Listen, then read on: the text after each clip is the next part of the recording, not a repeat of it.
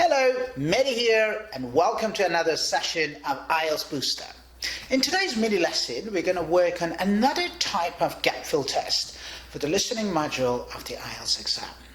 But what do you think this type is about? Any ideas? So, before we start, I'm going to ask you some questions. Have you seen the previous lessons of gap fills? Different types that we've worked on? Do you remember what the filters were?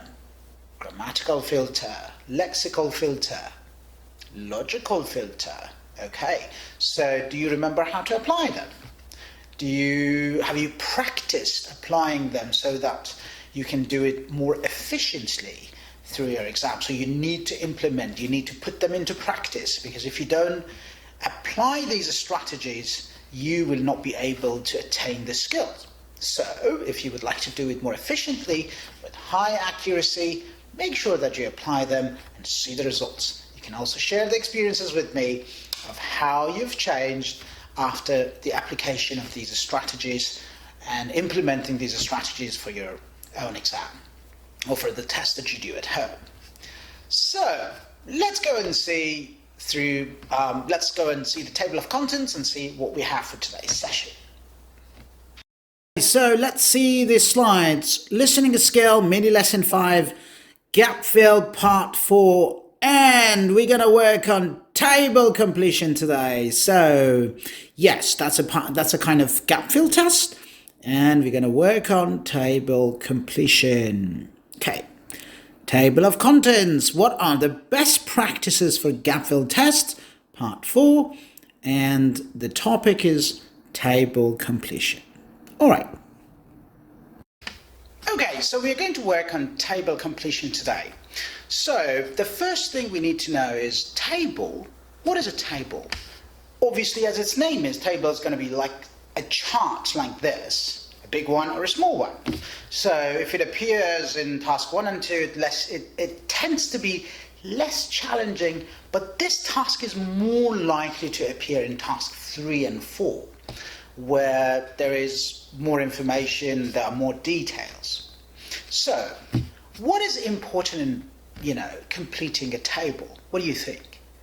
Yes, reading the title and reading the headings, because a table a table obviously sorts out information. So, you need to read the titles. So after you read that main title, and then you read the columns or the headings of each one of those columns, both vertically and horizontally. So they are both important. Okay, so after you read it and you read those columns, you're going to know what's going to happen in this table and what sort of information you're about to listen to. This is very important in the pre-reading questions.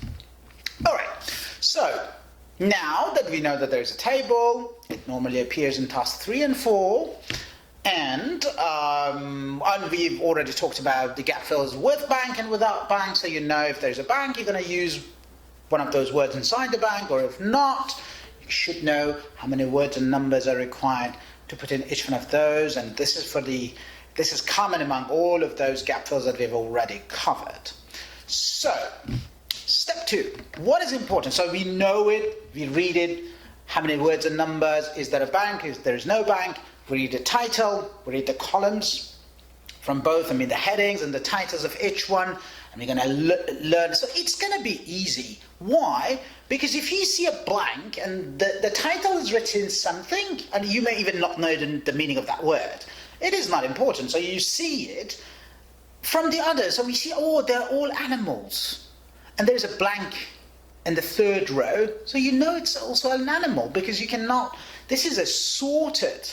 So what the table does is sorting information. So when you see sorted information, you should get use of those titles in order to guess and in order to be ready for what sort of information you are about to put in that blank. Okay, so how do you think you should read the table now? That's very important. The order of questions, in fact. Be careful, this is a very important step. So after you analyze both of these, the horizontal titles or the headings and the vertical ones, after you do so, you're going to know So that table, the process and how you follow, how you proceed is from left to right first. So the first row from left to right, and when it's finished, the second one, second row and the third row. Each row is about a particular subject. So it talks about it, finish, it goes to the second one. So if it's a breed of an animal, it gives all the information about that animal, and then it goes to the second row. So be careful. It's from left to right, and then you go down the second row, and then you go down the third row, and so on and so on and so forth. Sorry. Okay. So make sure that you read the title and the headings of each column both horizontally and vertically. Okay. So, right. Another thing which is important. So how do you think you should proceed? There is one more thing that I would like to talk about, but once we implement them, and I will show you this through practice, I will show you how. There is one very important thing that I'm going to tell you later. Okay, so let's take a look at the source of information. Let's take a look at this short clip, and then we'll be back.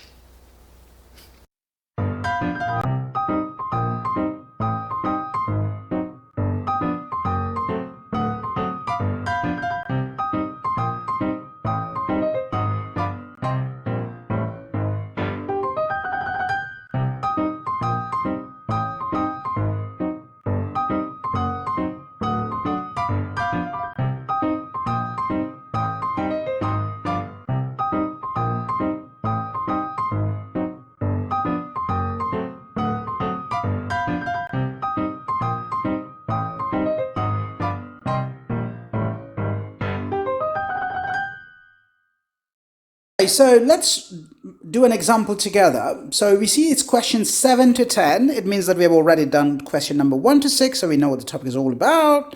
But we're going to analyze the questions together. So no more than 2 words and or a number. We don't have a blank for this part. We go straight to the topic.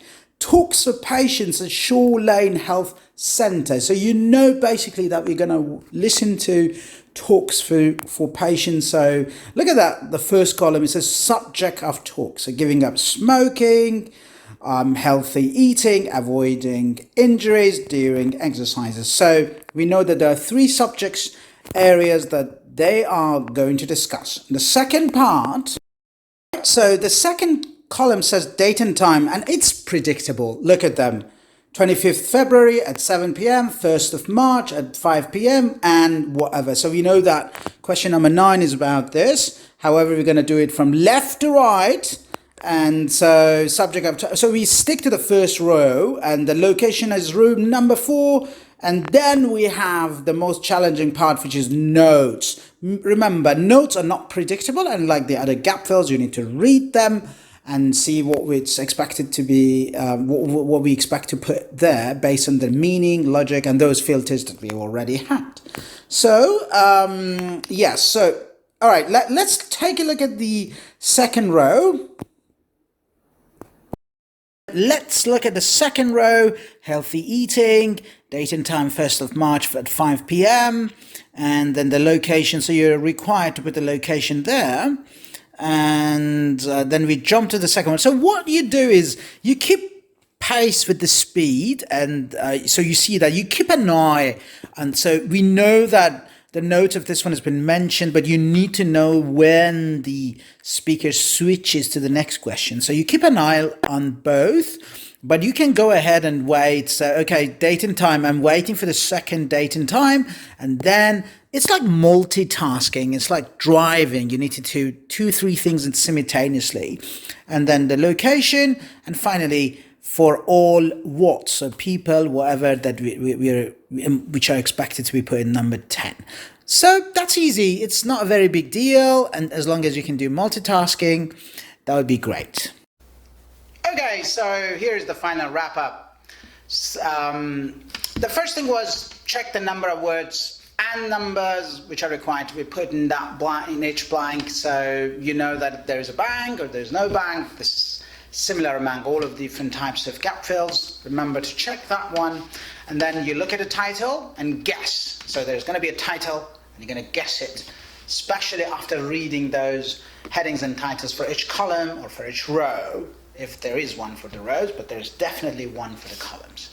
And remember to proceed from left to right, and you know that each row is going to be about one particular subject or one particular topic of that series. So like one breed of animal, one tree, and then you will find out lots of different sorted out information. So this column about the year, I don't know about this, and then finally we have a notes. We have notes in the end.